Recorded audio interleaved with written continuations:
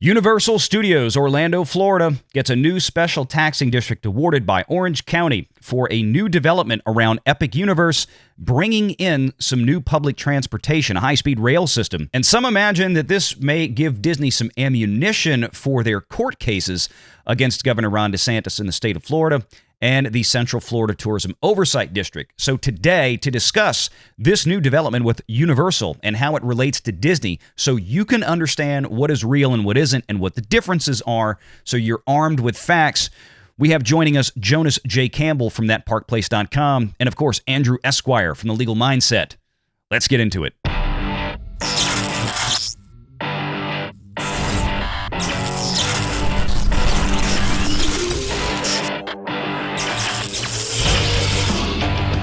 Renegade Online.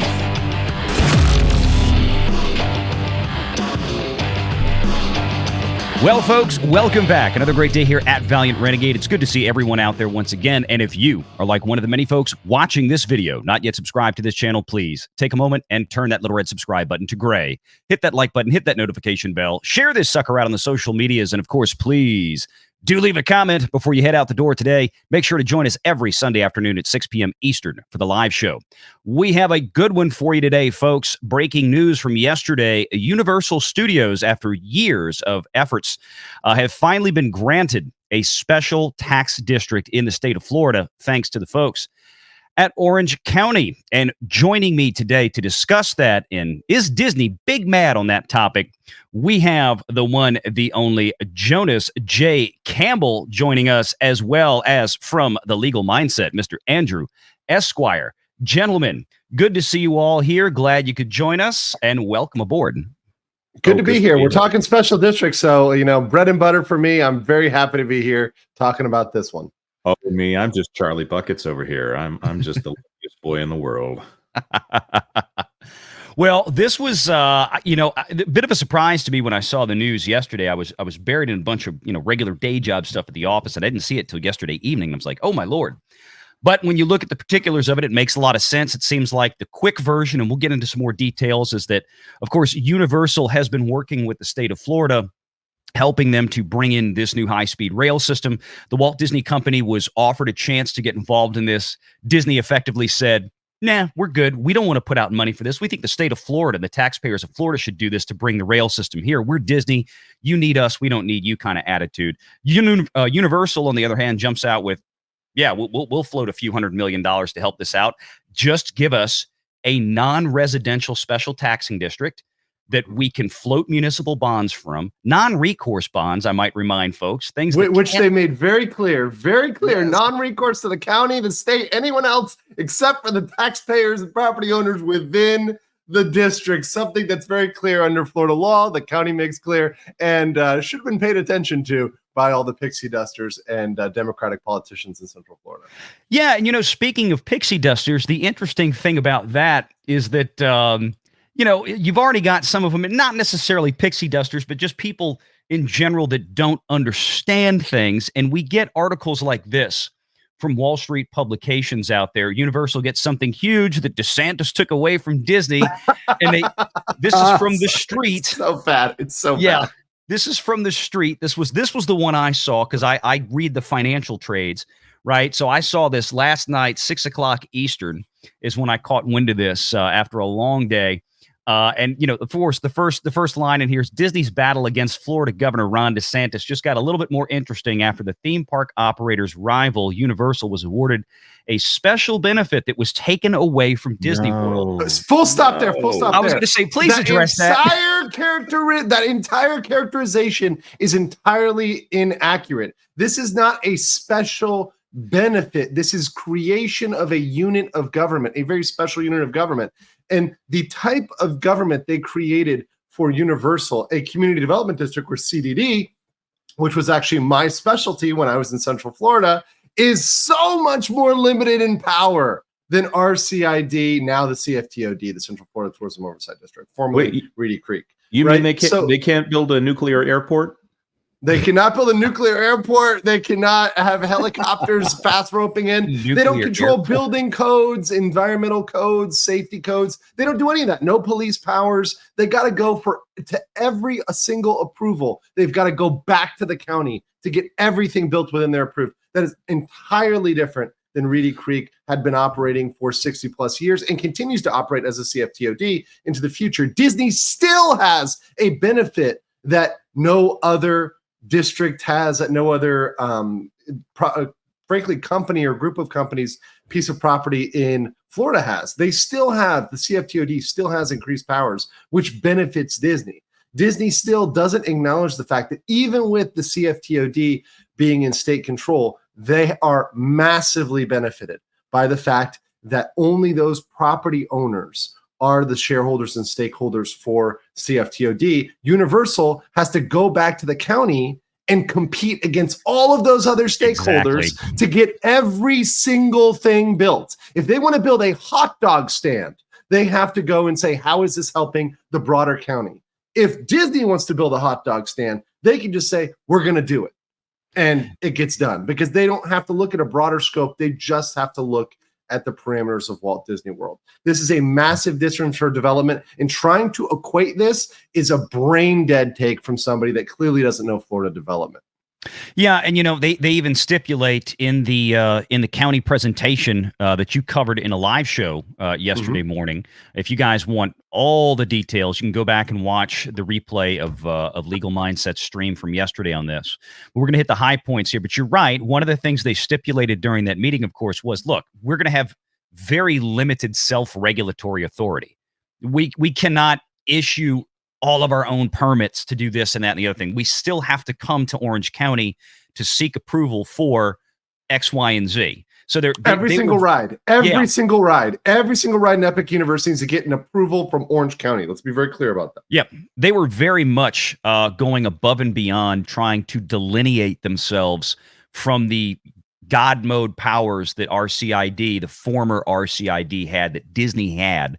And they even cite, what are the Florida state statutes, again, Andrew, that this new Universal District is falling under, that RCID was completely insulated from? Yes, so this falls under, generally, CDDs are formed under Chapter 190, also Chapter 189, which is the general provisions for special districts. So these are things that don't apply at all to RCID. These are entire chapters of Florida law that they're just exempt from. And then on top of that, RCID was viewing themselves as exempt from a lot of transparency and accountability laws, a lot of reporting requirements. They were viewing themselves as exempt from that. Now the CFTOD has brought them up to date and said, no, we're actually going to start reporting. We're actually going to start being transparent. But they're trying to hold themselves out from that, whereas Universal is saying this is all going to be an open book. This is going to be open discussed. We're going to have a lot of public conversation on this, for better or for worse. And frankly, that does slow things down, but it makes it out there as it should be in the public eye. The public has complete access to this, has complete ability to come and speak. And by the way, in the public comment period, not a single person showed up to protest this. So for all these complaining and these comments and whatever, none of these people, whether they be pixie dusters or journalists or whatever, concerned individuals, none of them showed up. Zero to say a single thing about this, despite the fact that this was properly noticed, unlike Disney's agreements. And there was ample ability for them to come in and complain about it. Well, they were very transparent in this, and they made it, very specific. This is a non-residential special taxing district. This is being put together for a specific purpose, unlike what Disney did 50 some odd years ago, where they promised the state of Florida, give us all of these God mode powers and we will build you an actual city, which they did. And they built about, a couple dozen trailers and mobile homes and stuff, And before anybody says anything about the non-residential, because some people say, that's a non-residential, that's not democratic, whatever. There are many non-residential special districts in Florida. Many hundreds. I represented Bonnet Creek, full disclosure, which is a non-residential one right next to Disney. There's also, to a certain extent, part of Baldwin Park in Orlando. There's other special districts near there. There's in fact one that's very near this one that just is for building a parking lot near the Orlando Convention Center. It's a special district that was pretty much formed to govern a shared parking lot. So there's just They're sharing designated costs to build a help parking lot. build Yeah. public infrastructure, right? Yes. That's the whole point of this. Right. Is a private company wants to come in and help complete or build public infrastructure that will both serve the community and, of course, would benefit the business as well. But they're willing to put up all the dollars, and they say, just give us the ability to float municipal bonds, and we'll pay the bills for it. And here's the thing too, it has to be public. So when they put those bonds on that property, when they use bond funds, and it's a district property because the district will have money invested in it, it has to be public. This has to be open to all. And so this isn't going to be something that Universal is just going to limit to Universal. No. This is going to benefit everybody who wants to visit the Epic Universe convention area in general, because mind you, this station is really going to benefit all of iDrive. It's going to benefit the convention center. It's going to. You're talking about the high-speed rail train station. The link, the transit center, right? Which is going to be multimodal, right? There'll clearly be things like buses going there. Sure. There'll be the SunRail going there. Perhaps the Bright Line, which is still the asterisk is the Bright Line, but clearly SunRail will be there. So you're going to have regional rail. You're going to have buses. You're probably going to have other future forms of transportation going there, perhaps other light rail in the future. But it's going to be one of those centers that it's going to be used by many forms of public transit, which is good for Central Florida, because if you guys have ever driven on I-4, it is a nightmare. It is great to have more transit there. Yes. Let me read this one paragraph real quick, and then Jonas, give me some of your thoughts on this as well. It says, the House of Mickey Mouse may have obtained some ammunition in its battle against DeSantis, as the theme park operator's rival, Comcast's Universal Orlando Resort, was just awarded a special taxing district by Florida County's governing board. Now, gentlemen, if I'm not mistaken, I do not believe the special taxing district actually would encompass the park itself. It's the area outside the park for the most part. It's a portion of, to be very clear, it's a portion, a large portion of Universal property. Obviously, it's all owned by Universal, right? So obviously, most of the property is owned by Universal, although a significant part of it, such as Epic Boulevard, Epic will be Boulevard. dedicated. Will be dedicated to the county. So right now, it's owned by Universal, but this is very typical. So they own it, they develop it, they build it with bond funds, and they turn it over to the county for routine maintenance. However, they still may pay for enhancements, and the district will have the ability to pay for enhancements to keep it above the standard county grade. So it'll be. Oh, go ahead, Jonathan. What's the amount they're putting towards every single year in order to maintain this above the standard county grade? Well, the I don't know specifically for, I have to look at the numbers. I think it was $100 million per year that they're putting towards keeping this above the standard spec. Yeah, it's I think in general, I think the 100 million may have been in general for everything, but it's a lot of money. It's a significant amount of money. I think there's some figures in the article that I'll scroll down to in just a second. But let me ask you from a legal perspective, does this give Disney any ammunition for anything? I mean, they're going to clearly cry about it. I mean, that's going to be something that we're clearly going to see. But is it legal ammunition? Absolutely zero, because it's not at all the same thing. One thing is not like the other. There's no, and you won't see it in either the federal filing or the state filing in their case against the CFTOD, in the state case, in their case against DeSantis, in the federal case more broadly. You're not going to see this cited. You're going to see this fact. You're not going to see an amended complaint. This is irrelevant, completely irrelevant. More than the First Amendment, this is even more irrelevant. Well, the big thing is to me is that I think, and correct me if I'm wrong, for folks out there watching, when you walk into, once it's completed, when you walk into the actual park at Epic Universe and you go get on the Super Mario Brothers ride, is that going to be inside of a special autonomous special taxing district? No. So you're not going to have the ability. So first of all, it's not going to be a district asset. So there is, and even if it was, which I'd have to go back and look. Once again, we don't know with the placement of everything exactly, right? But let's say it was within a taxing district. Let's say it is within the taxing district. The ride, private property exists within the special taxing districts. The key is that the district doesn't spend its public funds for private gain. So here's the clear point.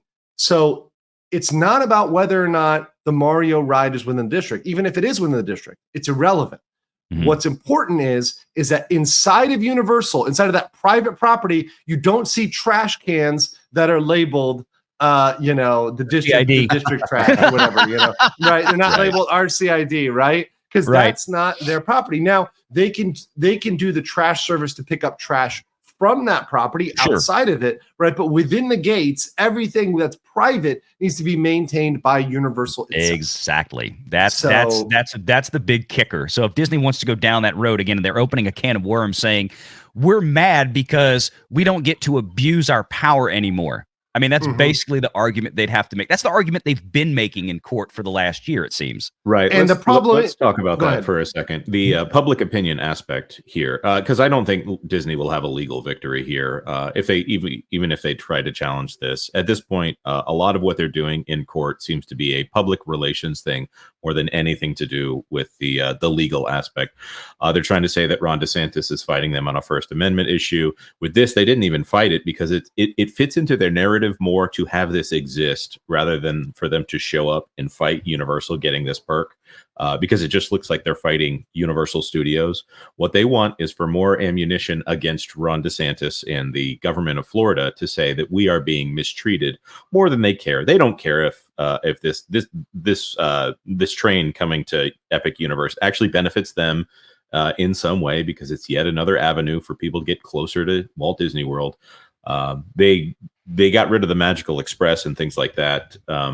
They need this narrative to exist more than they care whether or not Universal has these extra benefits. Mm-hmm. Yeah, and this I wanted to clarify when I was saying earlier about, if you're going to be on the Super Mario Brothers ride, if you're going to be in like this grandiose autonomous special taxing district, what I was trying to say was it's not going to be like what Disney had with RCID. No. That's my point. The old God mode situation is powers. different. Yeah, that's exactly the point. And this is the whole point of this article, is to suggest that Universal is getting something that Disney had taken away from them. They're not. And you can read right here, the Orange County Board voted unanimously. There was not a bit of dissent on this. They were all like, hell's yes. The Shingle Creek Transit and Utility Community Development District, a special taxing district proposed by Universal that includes 719 acres and encompasses Universal's new Epic Universe theme park that's under construction. Not all the rest of them. We're talking about Epic Universe specifically, because this is where this 13 acres for a new SunRail station on Destination Parkway is going.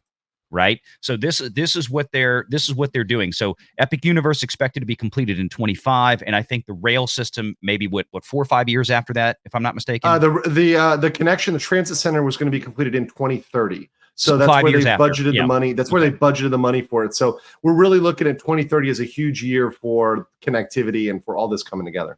Yeah, and in terms of the dollars here, guys, and get your thoughts on this, the special district reportedly will use $174 million in bond proceeds. So these are bonds that they will issue once the special taxing district is confirmed. Again, the property owners, the commercial property owners, will be the ones responsible for servicing that debt, and that's largely Universal.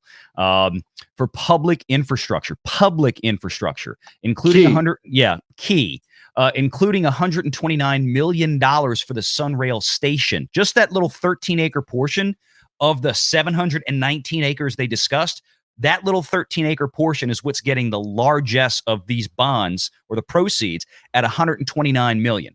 Okay, that's going to link up to the airport, the convention center near the new park, Epic Universe. The funding includes $40 million for odor control improvements. I found this a little humorous, for the South Water Reclamation Facility. I guess it's if you guys have ever been near a wastewater treatment plant or any sort of reclamation plant, it smells. So it's going to be a little bit less shitty around that area. Yeah, exactly. But here's the last part that again, to what you said a few moments ago, I want people to key in on this. $8 million for improvements would go to Epic Boulevard, leading to Epic Universe, which, as you mentioned before, Legal, who is turning over that property to whom? The county, to Orange County. That will be right. The district is going to give it to the county. So the county will ultimately control it. Universal is giving it to the county. Gratis. Here you go. You get it. We built these things on it. And they're going to service it and improve it for them. So Yes. it's not like Epic Boulevard is still going to be under private control of Universal or something like this. They are turning that property over to the county, to the people of Florida, and saying we're gonna pay the money to improve and maintain this for you. Universal is. So would you say that this Totally is different. the actual function of a public-private partnership with full transparency and some give and take on both sides in order for both sides to get something good out of this situation? Shocking, Jonas. I know, Maybe. it's shocking. A shocking revelation that you could actually have a partnership where both sides benefit and where the public sector and private sector can both do well, right? Because they're going to bring a bunch of jobs. They're going to bring a bunch of tourists. It's really going to help Central Florida. As somebody who lived there, I lived in Orlando, which is why I'm extraordinarily passionate about this. I really love my time there, and I can see, the pros and the cons, and connectivity is definitely something, particularly for the tourists that may be from other countries that are flying in, and maybe they want to go to Miami and then they want to go up to Orlando. They want to go to the parks. Well, with Brightline, they're going to be able to go all the way up there on the train. If they're used to taking trains, they're going to be used to doing that, riding that all the way up to Orlando, go right into Epic Universe. And hey, if they want to go to Disney, look, there'll still probably be a bus from the transit center that will get you there, right? No, there'll be a public bus. There'll probably be a city bus that'll get you to Springs or somewhere down that way. So Disney will end up benefiting on this in the long run. And to be clear, somebody studied this. There is a bonus whenever something new comes in for one park. There's a bump for all parks because people will just go to Orlando and just do a weekend or do a longer vacation. So, for example, when Harry Potter World came out, there was a bump for Disney as well because it drew people in. They understand that. So they understand that, look, Universal is not the real enemy here. However, Universal is winning the partnerships that Disney is losing out on, right? They're Disney winning is the failing. public trust. I mean, Yes. look at this. Universal, again, and I know we're going to a special taxing district, but again, ultimately, this is Universal, Comcast that are going to be paying these bills for these bonds. 174 million. Yeah, a majority of it. 174 million to get this rail system linked up there between Airport, Orlando, Brightline down to Miami. It's going to benefit Disney. And Disney, again, decided we're just going to ride everybody else's coattails. They didn't want to participate in this. They didn't want to put up a dime. They just kind of raised the middle finger. So, yeah, good on Universal for getting this because they deserve it, especially considering what they're doing, and they've been trying to get this for some time. But you can see here the taxes and fees are assessed on the landowners in the district, earmarked to fund the district. The only landowners within Shingle Creek, this is the new 750-acre some odd area that we're talking about. Stud, if you will. Yeah. The acronym is STUD for this district. Gotcha. Universal Orlando and Rita Development Corp., which owns Hilton. So basically, you've got the Hilton Hotel, obviously a major commercial enterprise, and Universal Parks. Those are the guys that are like, yes, let's do this. We will pay these bills because they know they will both benefit from this big public infrastructure enhancement. So they're more than willing to put their skin in the game. So good on them. Everybody wins. Everybody. Absolutely. Yeah, and this is something that is priceless because getting this connectivity, especially up front, is something that's so much easier than waiting down the line and trying to build it later. You're probably never going to get the land for it, right? Because they're going to end up having built out and having developed to the point where they don't have the space or the land or the logistics. It'll be so much more expensive. But now, while it's undeveloped, while it's still being built out, now is the time to do this. They did it at the exact right time. And by the way, saying Universal employees hold all the district board seats, that is normal for a non-residential district. When I represent non-residential district. For example, in Bonnet Creek, there are members from all of those hotels, the Waldorf, the Wyndham, the JW. All of those have individuals, they're landowners that have seats on the board, right? Universal owns the vast majority, therefore they appoint the board. That is normal for a non-commercial district. Yep. And also, but what, mind you this, the initial board members were appointed by the county, are appointed by the county. Just in the same way, the initial board was appointed by the state for the CFTOD. So it's a very normal process for them to be appointed initially by the governing body. Yes, and provided that, look, if the Universal employees that eventually sit on this board, if they spend 5 years grossly abusing their power or being negligent, then the same thing would ostensibly happen. The state would step in and say, no. We gave you this for this purpose. You're abusing it. So we're going to remove you and we're going to put our own people back in appointed by the county or the state to fix it. So, and I'll just tell you, as somebody who's done this, they wouldn't wait that long, right? No, they would not wait that long. They would take unless action. their name was Disney. Right. Well, they would take action far before if they were doing really grievous. I'm talking about if they were actually doing things that were really, really bad. Like, for example, misappropriation of public funds. And wait, legal. You mean if they bought annual passes to Epic Universe for, all the employees with public funds? Yeah, that would not be approved, much less allowed for decades. Yeah, where did I hear that story? Let me just point out for anyone out there who may have a problem with the idea of these being corporate employees. What Disney was doing was they had pretend residential people who were corporate employees.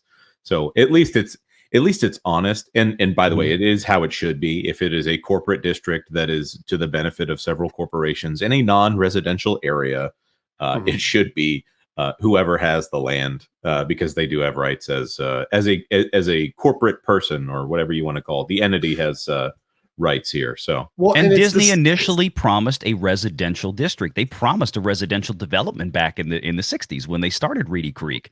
That was the beginning of the fraud, let's call it. Universal is upfront saying, no, we're not pulling that. This is a straight up non-residential corporate district just to do these public transportation improvements. It's about as transparent as you can get, unlike Reedy Creek.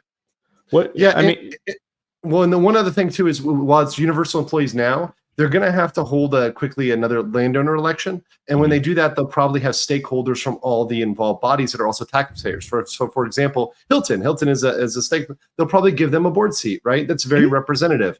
Disney for years was controlling their board entirely themselves, and yes, they do control 80+% of the vote. But if you have 5 board seats, you've got about 20% roughly of other interests. Maybe you appoint somebody else, right?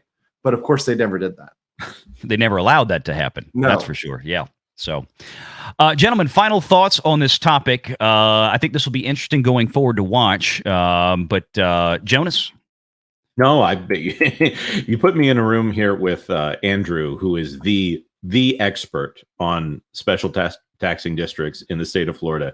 And I can comment on some things, but man, you got the genius up there. So I will say this is a bit of a cathartic moment for me, because 8 years ago I did the white paper on doing the memo on doing a special district for Universal, which, once again, I've said full disclosure, my firm did previously represent Universal pretty directly. I was involved in a lot of the land purchases for Epic Universe directly. So I wrote the white paper for the concept of doing a C2D. So seeing it come to fruition is a very crazy thing for me. I think in an alternate universe where I'm at that meeting presenting it, where like I'm the one pitching it. Of course, I've made other choices and I'm halfway across the world, but it's very interesting for me to see this and to be seeing it and talking about it with you guys on the internet from various places in the world. It's very crazy. It's a crazy moment, but I'm glad to be hanging out with you guys and talking about it. I'm glad you could be here. Jonas, go ahead. So the thing I will say is Universal is doing everything that they need to be doing to improve their standing in the state of Florida and to improve their business globally. While the Walt Disney Company is in a period of decline, Universal is making all the right steps. Yes, they are not to Disney's level, but Disney is headed in the wrong direction and Universal is headed in the right direction. I'm no financial advice here, but I'm paying a lot more attention to what Comcast is doing and what Comcast has that owns NBC Universal and therefore Universal Studios, what they are doing in the future here. So far, they're not making a lot of missteps that are going to affect them much. It's small things. And Disney is just... So great on Universal, and come on, Disney, get with the program. Indeed. Gentlemen, thank you for joining us. Make sure you go check out That Park Place, the Jonas J. Campbell's great Everything Woke series on his channel. Make sure you check out The Legal Mindset on his channel. We thank you for being here, and until next time, take care. Make sure you're subscribed to Valiant Renegade and join us every Sunday at 6 p.m. Eastern for the live show.